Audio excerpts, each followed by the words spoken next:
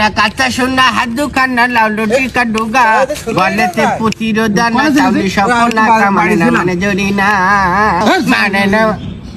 তখন তো শুধু গানই গেছি তুমি তুমি গল্প কখন কও তোমার গান ভালো লাগছে না আমার এই 1 ঘন্টা তুমি গান তোমার গান তুমি গাও ভালোই আমি গল্প শুনতে পারবো তুই গান শুনবি না গল্প শুনবা শুধু নাকি যা চল দিন না বলতেছি পান নেছি তোর পান তো টাকা দেয় শোন তাহলে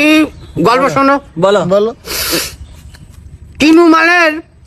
মার দিয়ে শুরু মার গল্প দিয়ে শুরু করি কিনু মালের গল্প দিয়ে একদিন শুনি তো বিশাল বড় বীর তো আগের দিন বলিস মা ছিল আরো বীর মানে শক্তিশালী বুঝলো তোমার কিনু মাল এর মা যখন মাঠে নাড়া কাটতো নাড়া বোঝো হ্যাঁ নাড়া বলতে যে ধান কাটার পরে তো থাকে ফল বলে ওই ধানের গোড়ায় লম্বা লম্বা ওই কাটতো জাল দেবে তাই 1 গ্রামের লোক কাটি কাটি থবে কিনু মালের মা ওই বাড়ি নিয়ে আসে তাই না হ্যাঁ এবার যারা নাড়া কাটিছে তা কিন্তু রাগ হবে যে কিনু মালের মা নিয়ে দিচ্ছে লোকের তা সারা মাঠে তো নেসুলি হ্যাঁ কিনু মালের মা মনে করো বিশাল বড় মাথায় করি ওই সে নাড়া নিয়ে এসেছে হ্যাঁ পুরো মাঠের নাড়া তাহলে তো মানে 3-4 গুলার মতন হবে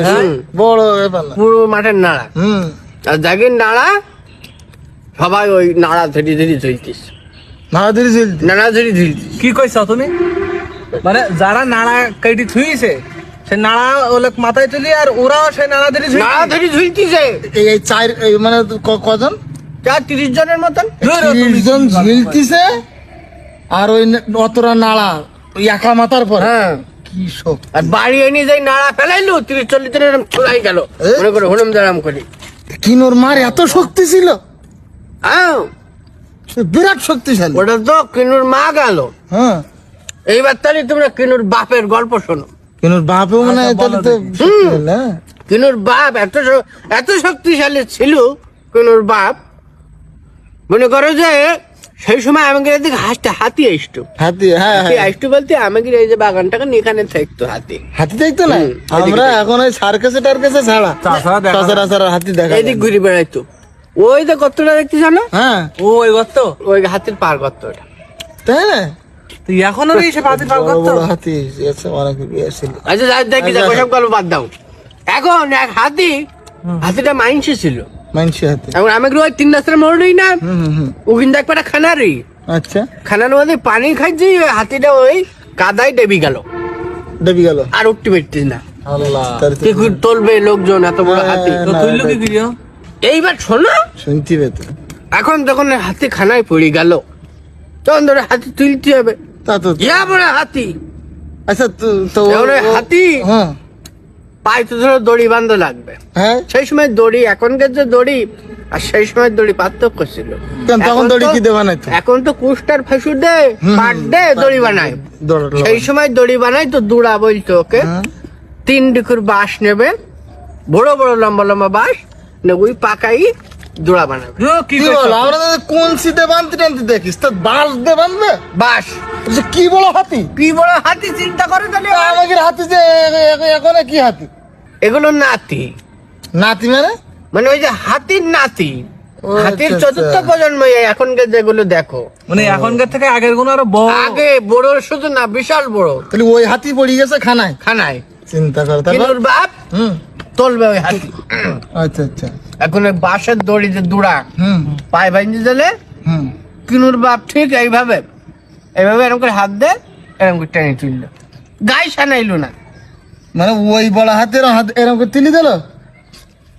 কি শক্তি ছিল কি তাহলে যে তখনকার মানুষের তো বিশাল শক্তি ছিল। বোঝো তাহলে চিন্তা করো তাহলে তোমার শুধু শক্তি হচ্ছে খাওয়াও ছিল সেইরাম তাই না এখনকার যে ডেক দেখো না ডেক হ্যাঁ বিরাট বিরাট ডেক হ্যাঁ হ্যাঁ ওই ডেকে করি আমরা যখন এখন বাটি বা পিরিজ হিসেবে ব্যবহার করি না হ্যাঁ, ওই ডেক আগে ওরা পিরিজ হিসেবে ব্যবহার করতো বাটি ওরে আল্লাহ উতি করে তরকারি দিত ভাত দিত তাহলে ভাত খেতে খেতে এবার বোঝো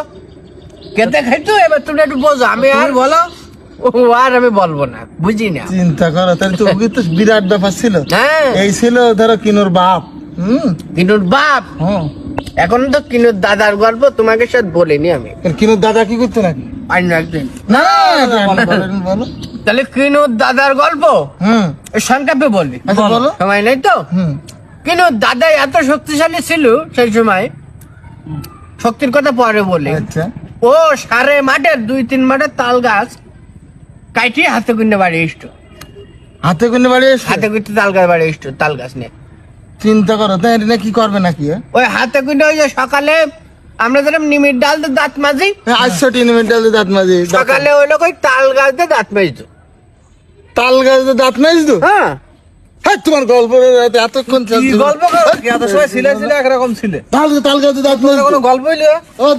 গল্প এই শোন, দাঁত মাঝে তাল গাছ দেখাও। ওই ভুলি গেল দাঁত দাঁত দাঁত মাজতো না, ওই ওই আমার ওই হাতে লাঠি হিসেবে ব্যবহার করতো। কইতো এই বেশি বলি ফেললাম কি?